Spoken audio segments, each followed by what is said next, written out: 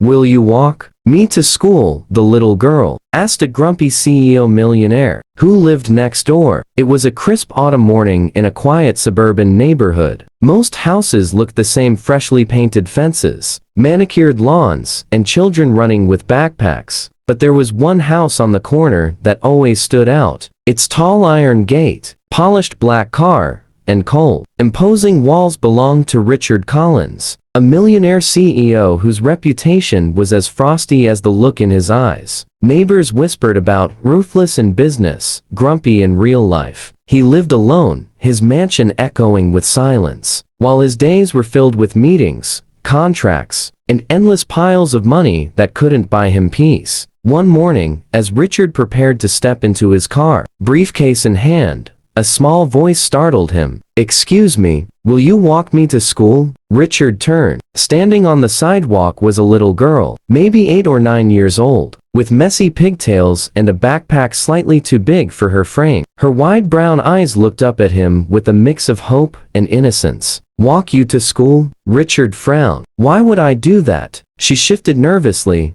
but didn't back away. "Because you're my neighbor, and my dad used to walk me, but now he can't." Richard sighed. He didn't have time for this. He was a CEO, a man with meetings and responsibilities. Walking a child to school was not on his agenda. Yet something in the girl's trembling voice made him pause. "What happened to your dad?" he asked gruffly. Her voice softened. "He's in heaven now. Mom says he's watching me from there. But I still get lonely walking by myself." For the first time in years, Richard's heart skipped. He wanted to say no, but before he realized it, the words left his mouth. "Fine, just this once." The walk was quiet at first. Richard checked his watch impatiently while the girl, whose name turned out to be Lily, skipped beside him, humming. "You're always so serious," she finally said. "Don't you like mornings?" Richard raised an eyebrow. "I like productivity. Mornings are for work, not strolling." Lily giggled. "My dad used to say mornings are for smiling,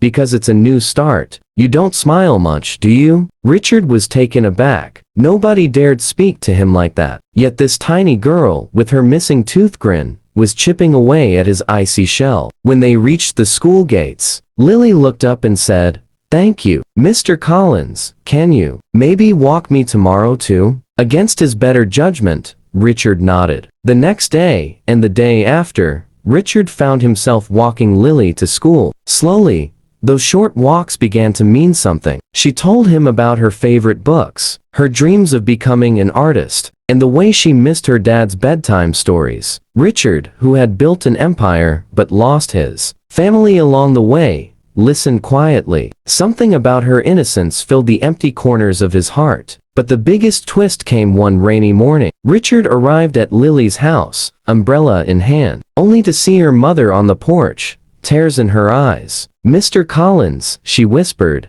"thank you for walking her all these days. I've been working double shifts, and I know I haven't said it, but it means more than you know." Richard, the man who had spent his life chasing wealth, felt a lump in his throat. Nobody had thanked him so sincerely in years. The emotional climax came a week later, during Lily's school art show. Richard almost didn't attend after all. He was a busy CEO. But when Lily slipped a handwritten invitation into his hand, saying, "It won't be the same if you're not there," he couldn't refuse. At the art show, among colorful crayon drawings, one picture stood out. It was Lily's. The drawing showed a tall man in a suit holding hands with a little girl, both smiling under a bright sun. Above it, she had written, "My new friend who walks me to school." Richard froze. The room blurred as his eyes watered. He hadn't realized how much those walks had meant not just to her, but to himself. In that moment, the man once known as the grumpy CEO felt something money could never buy: belonging, purpose, and the healing power of kindness. From that day on, walking Lily to school became their ritual. Richard still ran his company, still made millions, but he was no longer the cold man behind the gate. He became part of the neighborhood, part of a little girl's world. Years later, when Lily graduated high school, she gave a speech. Among the people she thanked, she looked straight at Richard Collins and said, "You taught me that even the busiest people can make time for kindness. You showed me that small acts can change a life. You changed mine." The audience stood and applauded, and Richard realized he hadn't just walked a little girl to school, he had walked himself back to humanity.